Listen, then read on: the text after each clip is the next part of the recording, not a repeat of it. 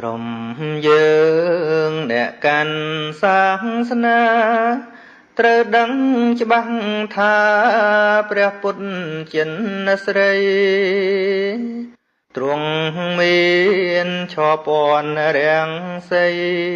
គឺព្រះរាំងស្មីទាំង6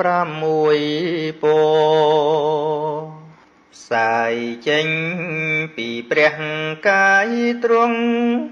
រុងរឿងរិទ្ធីរុងប្រសើរបវ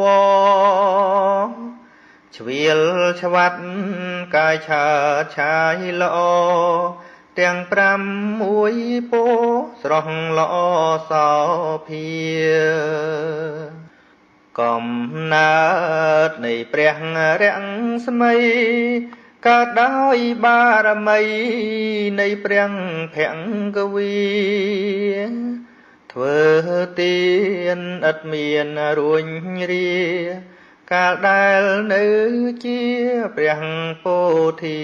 សត្វរាំងស្មីពណ៌ខៀវនោះណាកាលស្គៀលនេត្រាទ្រង់ដោយចិត្តកាត់ធ្វើទា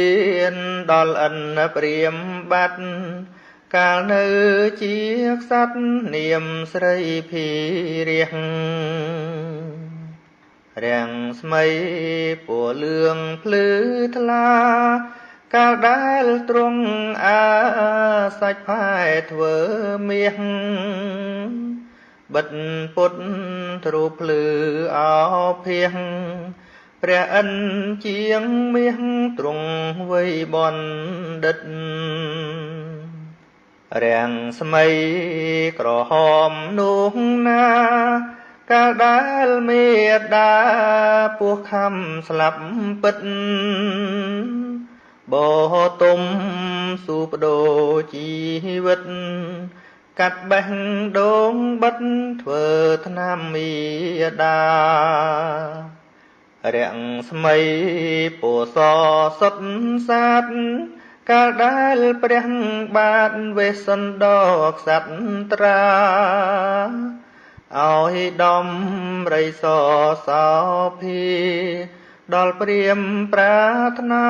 យកពោធិញាណរាំងស្មីពណ៌ដូចជើងហង្សកាលមេដាទ្រង់យកចាប់យកបាន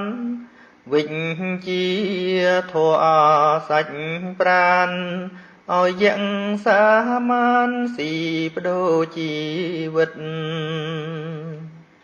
រាំងស្មីពណ៌ភ្លេកពន់រាយកាលជាទុនសាយឈ្មោះសោមបណ្ឌិតឲ្យទានសាច់ឈាមជីវិតដល់ឥនព្រាមពិតថាអត់អាហាររាំងស្មី